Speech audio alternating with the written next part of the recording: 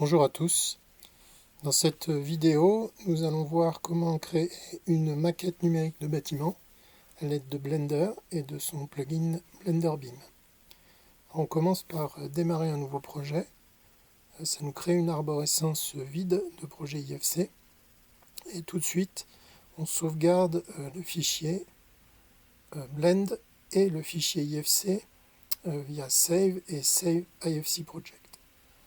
Ensuite, je règle les snaps au démarrage. J'aime bien régler sur la grille de Blender. Et on va commencer par créer une dalle. Alors pour créer des objets, il faut d'abord créer des types d'objets. Ici, j'ajoute un objet de type dalle.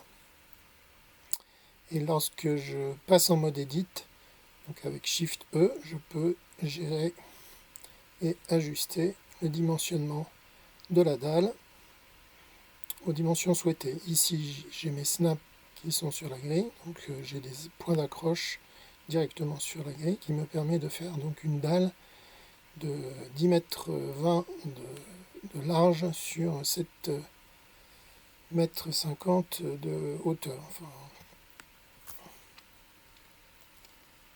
voilà. Une fois qu'on a terminé, on sort du mode Edit et on voit que la dalle a été créée. Deuxième temps, on va créer des murs. Donc pour créer des murs, on sélectionne l'outil mur et on va ajouter un type de mur comme pour les dalles. Lorsqu'on crée un type de mur, par défaut, le mur est créé avec une épaisseur de 10 cm. Nous, on va créer un mur de 37 cm. Pour cela, il faut aller dans l'onglet sélectionner d'abord le type de mur et ensuite aller dans l'onglet Geometries and Materials et on va ajuster le Material Layer Set à 0,37. On va faire un mur avec une seule couche de matériel, c'est pour ça qu'on enregistre deux fois. On va d'abord la gestion des couches et ensuite la gestion d'épaisseur. Une fois qu'on a terminé ça, on va faire ajouter. Pour allonger un mur, on sélectionne le mur, on positionne le curseur à un endroit et on fait Shift E. La Shift R pour tourner. Ce mur-ci va faire 1,60 m de long. On peut cliquer sur ce petit bouton pour ajuster la longueur. Là, je tourne le mur, c'est Shift R. Je vais afficher la dalle pour avoir un point d'accroche sur la dalle. Alors je vais changer mes accroches ici pour désormais faire des accroches sur les objets, non plus la grille. Ça c'est une fois qu'on a déjà des objets déjà paramétrés. Donc là maintenant j'accroche sur le coin de la dalle, Shift R, et on va continuer tous les murs. Shift R, Shift E. Alors là je vais faire un Shift T pour faire une jointure. C'est une jointure de type butt. Alors ça s'appelle butt comme ça nous fait une jointure. C'est le premier mur va manger le second et faire une jointure propre. Les murs ne vont pas se chevaucher. Il y a aussi la possibilité de faire Shift Y pour faire des jointures en biais. Je vous laisse tester. Donc on continue. Alors il y a encore. Ensuite, on va créer un type de porte. Alors pareil que pour les autres objets, la première fois il faut créer au moins un type de porte. Donc on va faire ajouter un type de porte. Ça nous a créé une porte ici. Je peux sélectionner le type. On va tout de suite aller modifier les paramètres. Donc toujours dans Geometries and Materials, on a accès à des géométries paramétriques. Et ici, je vais ajuster la hauteur à 2,5. Je sauvegarde et une fois que j'ai sauvegardé, le type va être sauvegardé. Je vais passer en mode 3D pour qu'on puisse voir la porte au moment où je vais l'ajouter. Donc Shift A pour ajouter la porte. Une fois qu'on l'a ajoutée, on peut la déplacer donc ici sur l'axe des Y et il faut faire un Shift G pour régénérer les géométries à l'intérieur du mur. Je vais positionner une porte ici, Shift A, voilà. Voilà pour les portes et je la déplace légèrement selon l'axe des X et je fais Shift G pour régénérer les géométries associées. On va maintenant créer des fenêtres. Alors je vais créer un premier type de fenêtre comme pour les autres objets. Je crée un premier type de fenêtre.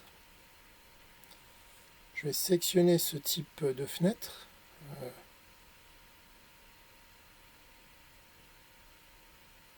Je vais tout de suite en créer, pardon. Je vais tout de suite en créer un deuxième parce que je voudrais deux types de fenêtres. En fait, une fenêtre double ventaille. Donc ici, je vais sectionner dans ma fenêtre 2 le type de fenêtre qui m'intéresse. Donc c'est 1.5 de hauteur sur 1.4 de largeur. Et je vais gérer le montant du milieu au milieu, donc à 0,7 si je ne me trompe pas. Je fais Save. Et désormais j'ai un type fenêtre 2.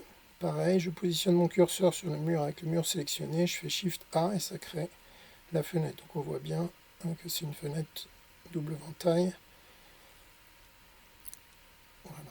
Donc ensuite je vais... Ah oui, j'avais une jointure qui était mal faite, donc je recrée cette jointure. Je vais choisir mon type fenêtre 1. Et je vais sélectionner en fait ces tailles pour faire 0,6 par 0,6. Et je sauvegarde ici. Donc je sélectionne le mur, je vais faire un Shift A pour insérer la fenêtre. Je vais recommencer 3 fois, j'en ai 3. Shift A et Shift A. Alors, ces 3 fenêtres, elles sont légèrement plus hautes, je vais les ajuster. Celle-ci, je l'ajuste d'abord en Y. Ensuite, je vais ajuster ces fenêtres Shift avec G, Z. Et je monte en appuyant sur CTRL pour désactiver temporairement les snaps qui peuvent me gêner à ce moment-là. Je repositionne un peu la porte. Bon, on verra comment on peut faire quelque chose de plus précis en mode plan. Alors là, quand on met en mode vue du dessus, ça nous satisfait pas parce qu'on ne voit pas les ouvertures. Donc on va créer ici un plan. Alors,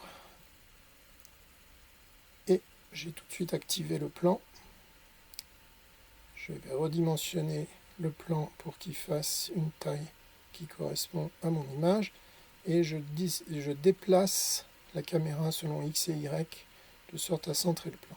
Alors on voit ici que on a bien la représentation 2D des éléments qui s'est affichée dans le plan. Je peux ajuster d'ailleurs les portes au niveau des murs, au niveau des ébrasures. Je sélectionne la porte. Je fais un GX pour déplacer légèrement en appuyant sur la touche CTRL pour désactiver les snaps temporairement.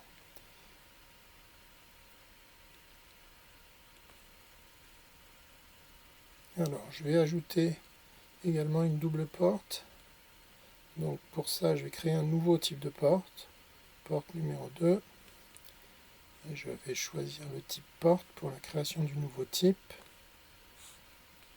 Je sélectionne ensuite le type et je vais dans Géométrie and Materials pour ajuster. Donc là, j'ai un préparamétrage qui s'appelle double montant.